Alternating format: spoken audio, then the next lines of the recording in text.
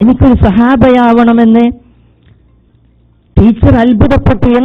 എന്ത് സഹാബ, ഇതുവരെ കേൾക്കാത്തൊരു പ്രൊഫഷൻ, ഇതുവരെ കേൾക്കാത്തൊരു ജോലി, സഹാബയാവണമെന്നോ? LKG കുട്ടികളോട് ഉന്നയിച്ച ഈ ശീർഷം, ഈ ഒരു ചോദ്യത്തിന് ഈ ഒരു മറുപടി ടീച്ചർ അത്ഭുതപ്പെടുത്തി. എനിക്ക് സഹാബയാവണമെന്ന്. പലരും പലതും പറഞ്ഞപ്പോൾ ഈ കുട്ടി പറഞ്ഞത് എനിക്ക് സഹാബയാവണം. അപ്പൊ ടീച്ചർ ചോദിച്ചു, how can you B A സഹാബ? എങ്ങനെ ഒരു സഹാബയാവാം? അതിന്റെ ക്വാളിഫിക്കേഷൻ എന്താണ്? അപ്പൊ കുട്ടി പറഞ്ഞു, I don't know anything, you can ask my mother. നിങ്ങൾക്ക് ആ സഹാബയെ കുറിച്ച് അറിയണമെങ്കിൽ ടീച്ചറെ നിങ്ങൾക്ക് എന്റെ ഉമ്മയോട് ചോദിക്കാം. അങ്ങനെ ടീച്ചർ ഉമ്മയെ വിളിച്ചു, കാര്യങ്ങൾ ചോദിച്ചു. കുട്ടി പറയുന്നു അവന് സഹാബയാവണമെന്ന്. എന്താണ് സഹാബ? എങ്ങനെ സഹാബ എന്നൊരു ക്വാളിഫിക്കേഷൻ ആവാം? അപ്പോൾ ഉമ്മ പറഞ്ഞു, നിങ്ങൾക്ക് സഹാബയെ കുറിച്ച് നേരിട്ട് അറിയണമെങ്കിൽ നിങ്ങൾ എന്നെ നേരിട്ട് കാണണം. അങ്ങനെ ഈ ടീച്ചർ ആ ഉമ്മയുടെ വീട്ടിൽ പോയി, ആ കുട്ടിയുടെ വീട്ടിൽ പോയി ഉമ്മയെ കാണുകയാണ്. അങ്ങനെ ഉമ്മ അന്ന് ഇസ്ലാം സ്വീകരിച്ച് പുതിയ കൺവേർട്ടഡ് ആണ്. അങ്ങനെ സഹാബന്റെ ചരിത്രം, സഹാബികളുടെ ചരിത്രം ദിവസവും ഈ കുട്ടിക്ക് ഇങ്ങനെ പറഞ്ഞു കൊടുക്കും ഉമ്മ. എന്നിട്ട് കുട്ടി വല്ലാത്ത ആകൃഷ്ടമായിട്ട് സഹാബികൾ ത്യജിച്ച ത്യാഗങ്ങളും സഹാബികളുടെ ജീവിതവും ഈ കുട്ടിക്ക് മുമ്പിൽ പറഞ്ഞു കൊടുത്തപ്പോൾ ഈ കുട്ടി ജീവിതത്തിൽ അതൊരു അംബീഷനായി, ജീവിതത്തിൽ ഒരു ആഗ്രഹമായി സ്വീകരിച്ചിരിക്കുകയാണ്. അങ്ങനെ ഈ ടീച്ചർ ഈ കഥകൾ കേട്ടു, സഹാബികളുടെ കഥകള്. അങ്ങനെ ടീച്ചറും അൽഹംദുലില്ലാഹ് ഷീ ഓൾസോ എംബ്രേസ് ഇസ്ലാം, അവളും ഇസ്ലാമിനെ പുൽകി. നമ്മൾ ചിന്തിക്കണം, ഒരു സാഹചര്യം ഇവിടെ ഇസ്ലാമിലേക്ക് ആ ടീച്ചർ വരാനുണ്ടായ സാഹചര്യം ആ കുട്ടിയാണ്. ഇങ്ങനെ ദിനേന 100ഓളം സംഭവങ്ങൾ സംഭവിക്കുമ്പോൾ ഇസ്ലാമിലേക്ക് കടന്നു വന്നുകൊണ്ടിരിക്കുകയാണ്. ഇഷ്ടംപോലെ പുതിയ കൺവേർട്സുകളും അവരുടെ ചരിത്രങ്ങളും പഠിക്കുമ്പോൾ. പക്ഷെ നമ്മൾ അൽഹംദുലില്ലാഹ് നമ്മളിവിടെ ഈ ഒരു സംഗമത്തിൽ അല്ലാഹുവിന്റെ റസൂലിന്റെ പുണ്യ റബീഇന്റെ വസന്തോത്സവത്തിൽ നമ്മുടെ സംഗമിക്കുമ്പോൾ അല്ലാഹു ഇതൊരു നല്ലൊരു ജാരിയായ സദഖയായിട്ട്, ജാരിയായിട്ടുള്ള സംഗമമായിട്ട് അല്ലാഹു സ്വീകരിക്കുമാറാവട്ടെ.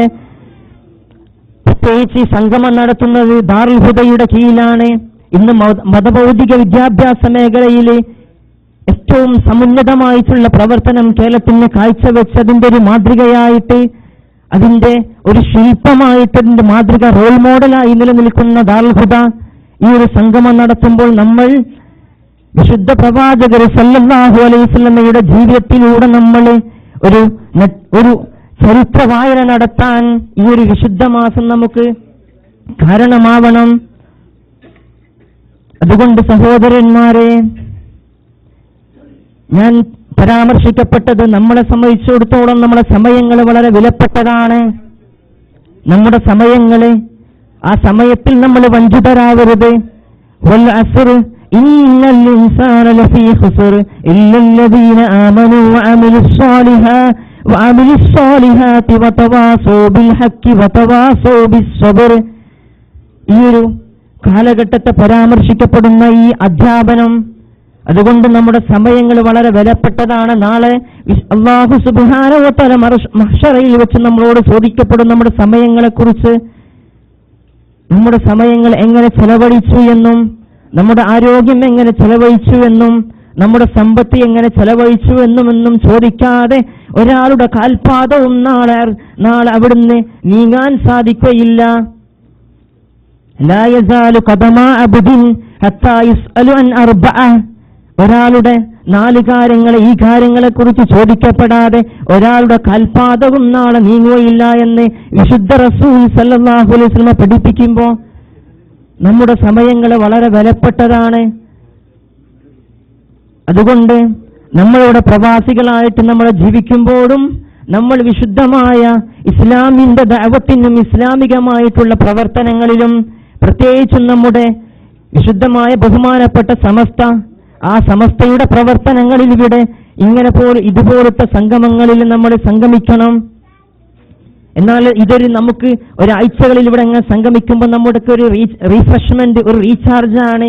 ഇസ്ലാമികമായ ഈമാനികമായിട്ടുള്ള റീചാർജ് ആണ് ഇതൊക്കെ. അതുകൊണ്ട് ഈ സംഗമങ്ങളിലൊക്കെ നമ്മൾ സംഗമിച്ച് നമ്മുടെ നാളെയുടെ ജീവിതത്തിൽ അല്ലാഹു ഈ ഒരു സാലിഹായ സംഗമത്തിൽ നമ്മൾ ഇവിടെ സംഗമിച്ചത് നമുക്കൊരു നല്ല പ്രവർത്തനമായിട്ട് അള്ളാഹു സ്വീകരിക്കുമാറാവട്ടെ. ഞാനൊന്നും വിശാലമായി പറയുന്നില്ല, നമ്മുടെ അതിഥികൾ ഇവിടെ എത്താറായി. അതുകൊണ്ട് നമ്മൾ സൂചിപ്പിക്കപ്പെട്ട കാര്യങ്ങളെ നമ്മുടെ ഓരോ കാര്യങ്ങളിലും, നമ്മുടെ ഇബാദത്തിന്റെ കാര്യങ്ങളിൽ നമ്മൾ ശുഷ്കാന്തരാവണം.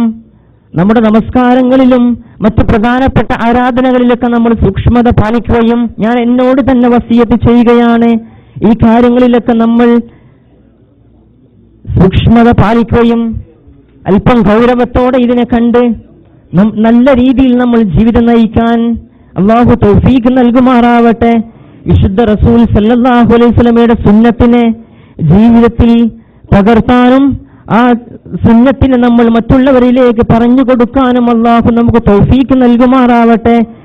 വിശുദ്ധ റസൂൽ സല്ലല്ലാഹു അലൈഹി വസല്ലമയുടെ വിശുദ്ധമായ ജന്മഭൂമികയായിട്ടുള്ള വിശുദ്ധ ഭൂമികയിലാണ് നമ്മൾ സംഗമിച്ചിരിക്കുന്നത്.